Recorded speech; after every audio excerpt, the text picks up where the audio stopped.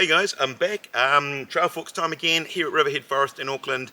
It's a beautiful sunny day. Not often I've said that, have I? It hasn't rained for about 3 days, so hoping for some reasonably dry tracks.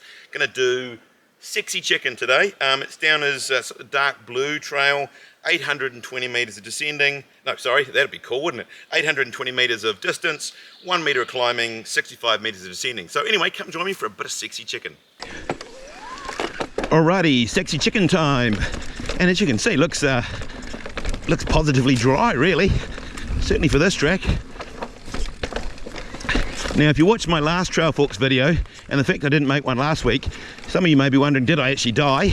Didn't die, came close. No, that's not true, but I felt pretty terrible with the old COVID thing.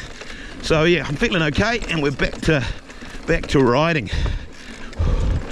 Now, I did meet one guy out here, just in the car park, and he said, oh, are there good trails to ride in here? And I said, yeah, there's lots of good trails. And he said, oh, is it pretty obvious where to go? And I said, no, it's the exact opposite of obvious.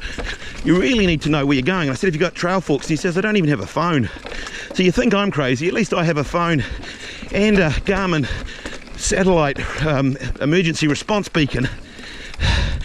And this guy, no idea, just gonna ride, see what he can find. I've been lost in here many times. It's quite a big forest.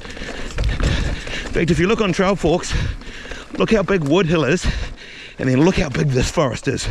Way bigger, much more trails. All right, this is actually good fun. Whoa, bad line choice. A little bit wet in places still. Summer's coming though. It's gonna be awesome to ride in summer.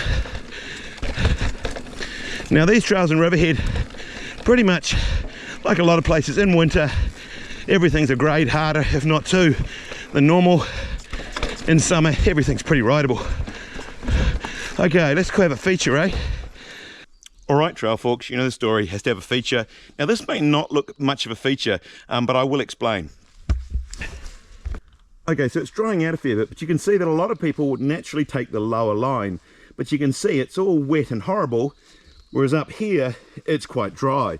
So the question is, can you maintain that high line and stay in the dry, or are you going to go and maintain a low line and end up in yucky looking puddles like that?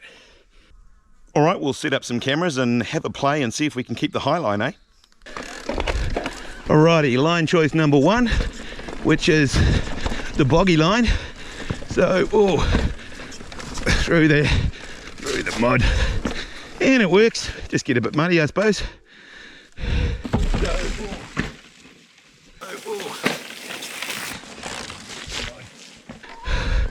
Alrighty, let's try the high line.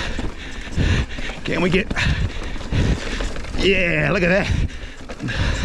Smooth and dry. Can we get, yeah, look at that. Now you may be thinking, Lance, why don't you just ride through the slop? It's a bit more fun. You could argue that. But the dry line is clearly faster and smoother and quicker, and we all want that, right? Now I must qualify that in the middle of winter when this is really sloppy through here, holding that high line may be pretty challenging to do, but it's dried out a bit, and yeah, if you can keep high, it's the way to go. All right, let's do the rest of the track, shall we? Alrighty then, the last bit of a Sexy Chicken.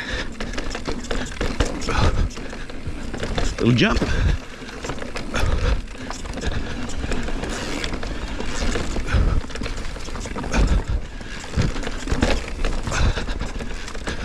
You can cut out in the road there, but you might as well do the end bit. And that's the end. Good fun little bit of track, eh? Well, that was Sexy Chicken. It feels really, really good to get back on the bike and not be completely exhausted. If you enjoyed the video and you haven't subscribed, love it if you did that. Thumbs up, likes, always appreciated.